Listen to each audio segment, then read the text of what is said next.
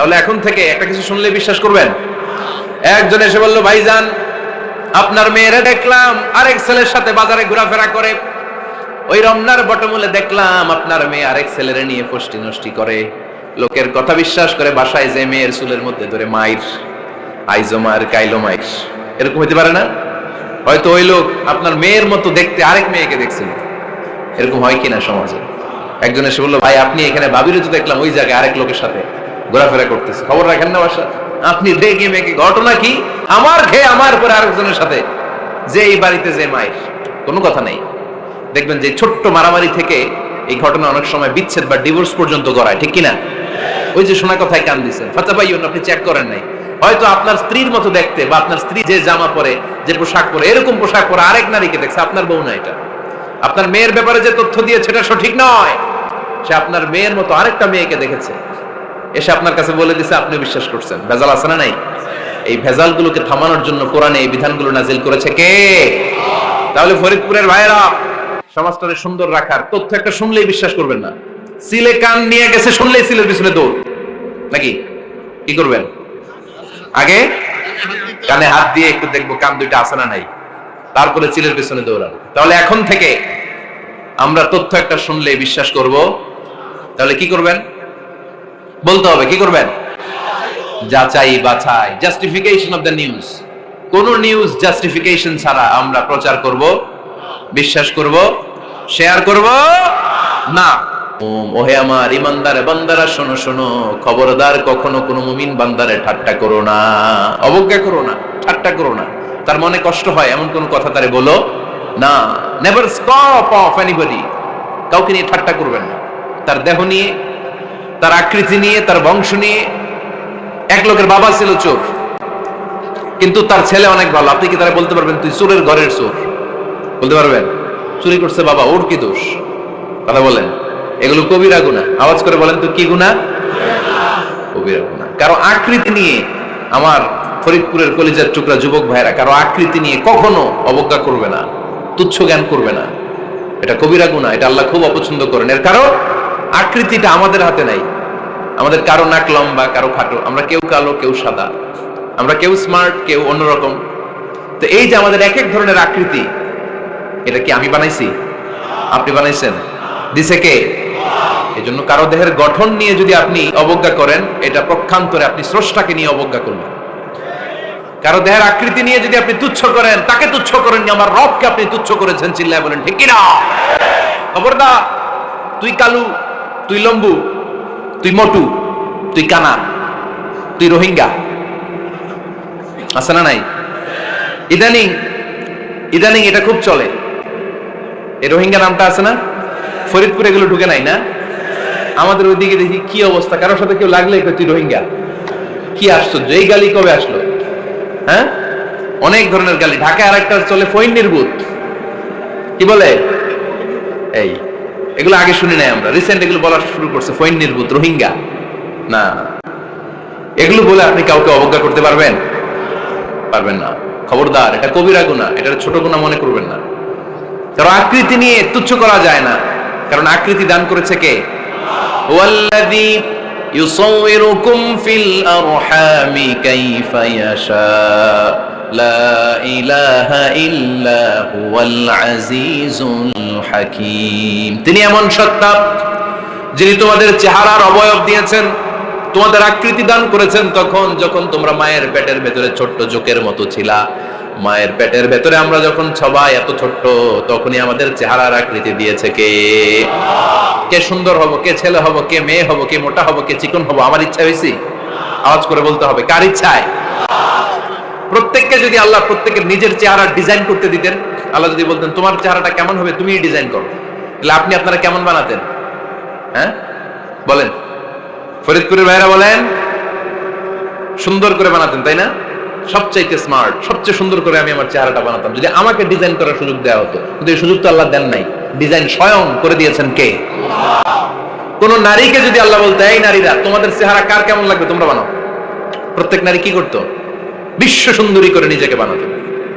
খুদ ধরার মতো কোনো জায়গা সে নিজের জন্য রাখতো না, ঠিক কিনা? কিন্তু এটা আল্লাহ দেন নাই। এই আকৃতিটা আমাদেরকে সরাসরি দান করেছেন কে? খবরদার, আমাদের অনেকে বিকলাঙ্গ, আমাদের অনেকের হাত ছোট, পা বড়, দেখতে মোটা, কেউ চিকন কেউ কালো। খবরদার, কারো আকৃতি নিয়ে কখনো কোনো অবজ্ঞার সুরে, ঠাট্টার সুরে কোনো কথা আমরা বলবো না। রাজি আছেন? সবাই রাজি আছেন? আল্লাহ রাসূল সাল্লাল্লাহু আলাইহি ওয়াসাল্লামের এক সাহাবী ছিল, নাম ইবনে মাসউদ রাদিয়াল্লাহু তাআলা আনহু। ওনার পায়ের নলা ছিল খুব চিকন, অস্বাভাবিক চিকন, স্বাভাবিক না। তো উনিও এটা ঢেকে রাখতেন, দেখাতেন না কাউকে। একদিন উনি খেজুর পাড়ার জন্য খেজুর গাছে উঠলেন। খেজুর গাছে ওঠার পরে নিচ থেকে সাহাবারা পায়ের চিকন নলা দেখে ফেলছে। দেখে সবাই হাসি, সবাই হেসে কুটি কুটি। বিশ্বনবী বললেন, হেসো না, খবরদার, আমার ইবনে মাসুদের পায়ের চিকন নলা দেখে হেসো না। আমার ইবনে মাসুদের এই পায়ের চিকন নলা যদি মিজানের পাল্লায় উঠিয়ে দেয়া হয়, কিয়ামতের দিন উহুদ পাহাড়ের চেয়েও ভারী হয়ে যাবে। খবরদার, আমার ইবনে মাসুদকে আমার আল্লাহ অনেক পছন্দ করে, তার পা চিকন দেখে তাকে তুচ্ছ করো না।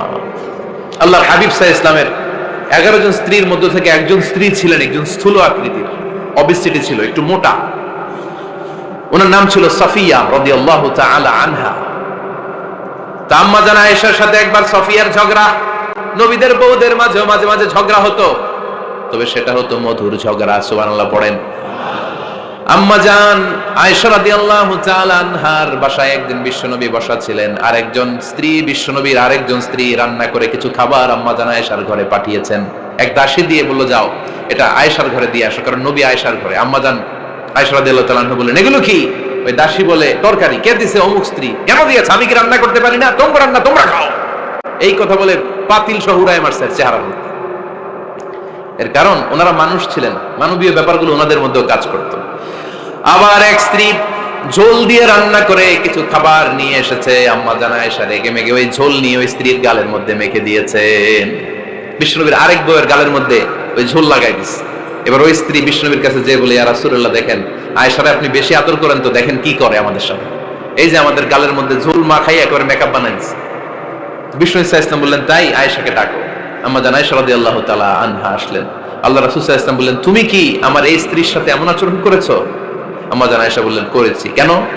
আম্মা জান আয়েশা বললেন, তখন মেজাজটা গরম ছিল, এখন বুঝতে পারতেছি আসলে এই কাজটা করা ঠিক হয় নাই। এবার বিশ্বনবী বিচার করবেন। বিশ্বনবী বললেন, আল কিসাস, যেমন করা হয়েছে বিচার হবে তেমন। তোমার গালে যেমনি ঝোল লাগাই দিয়েছে, তুমি একটু ঝোল নিয়ে আয়েশার গালে লাগাই দাও। সুবহানাল্লাহ পড়বেন না?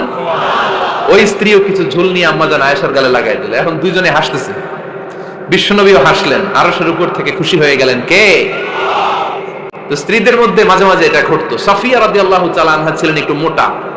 আম্মা জান আয়েশা বললেন, ইয়া রাসূলুল্লাহ, দেখেন আপনার মুটি বউ, আপনার মুটকি বউ, এই মুটি বউ বলে একদিন একটা গালির মতো দিয়ে ফেলছে। আল্লাহ রাসূল সাল্লাল্লাহু আলাইহি ওয়াসাল্লাম রেগে গেলেন, বললেন, আয়েশা এটা কেমন কথা? তুমি বললা মুটি, আমার সাফিয়ারে তুমি মুটি বলে গালি দিলা রে আয়েশা। ইয়া আয়েশা লাকাদ কুলতি লা কালিমা লাউ মুজিজাত বিমাইল বাহরি লামাজাজাতহু, এমন একটা মন্তব্য তুমি সাফিয়ার ব্যাপারে করে ফেলেছো রে আয়েশা, এই কথাটা যদি সাগরের নীল পানির মধ্যে ছেড়ে দেয়া হয়, এই কথার পঙ্কিলতার কারণে, এই কথার কর্দমাক্ততার কারণে, এই কথার পঙ্কিলতার কারণে সাগরের সব পানিগুলো মুহূর্তের মধ্যে কালো হয়ে যাবে। এই কথাটা সাগরে ফেলে দিলে সাগরের নীল পানি পুরোটা কালো হয়ে যাবে। আয়েশা, খবরদার, কাউকে তুচ্ছ করে, অবজ্ঞা করে কখনো কিছু বলা যাবে না। এই জিহ্বাটা এটা ভয়ঙ্কর একটা অঙ্গ। বেশিরভাগ পাপ এই জিহ্বা দিয়ে হয়। কি দিয়ে হয়? এজন্য সাহাবারা জিহ্বা ধরে মাঝে মাঝে জিহ্বার মধ্যে ব্যাট মারতেন আর বলতেন, জিহ্বা তোর জন্য আমি আটকে যাবো কিয়ামতের দিন। আমলিক আলাইকা লিসানাক, নিজের জিহ্বার মালিক নিজে হন, আপনার জিহ্বার মালিক যেন শয়তান না হয়ে যায়। জিহ্বা আপনার, শয়তানের ভাষা আপনি কথা বলেন কেন? খবরদার, প্রতিটা কমেন্ট, প্রতিটা কথা, প্রতিটা মন্তব্য, এগুলোর ব্যাপারে কিয়ামতের দিন পাই টু পাই করে আপনার কাছে আল্লাহর সুপ্রিম কোর্টের কাঠগড়ায় দাঁড় করিয়ে আপনারা জিজ্ঞেস করবে, কে? এজন্য বিশ্বনবী বলছেন, মাইয়াদমানলি মা বাইনা লিহিয়াইহি ওয়া মা বাইনা রিজলাইহি আদমান লাহুল জান্নাহ, আমার কোন উম্মত যদি দুইটা অঙ্গের গ্যারান্টি আমারে দেয়, আমি আমার উম্মতকে জান্নাতের গ্যারান্টি দেব। দুইটা অঙ্গের, একটা হলো জিহ্বা আর একটা লজ্জাস্থান। দুই চোয়ালের মাঝে যা থাকে লিজ্জা, জিহ্বা, আর দুই পায়ের মাঝখানে যা থাকে লজ্জাস্থান। এই দুইটা অঙ্গের গ্যারান্টি যদি বিশ্বনবীকে আপনি দেন, যে নবী জিহ্বা আর লজ্জাস্থান এই দুইটা অঙ্গের কোনো পাপ আমি করব না, নবী বলে, আমি দুনিয়ায় তোমার জান্নাতের গ্যারান্টি দিলাম। এজন্য জিহ্বাটারে সামলান, যা মনে চায় বললেন না। খবর আছে না নাই? খবর আছে।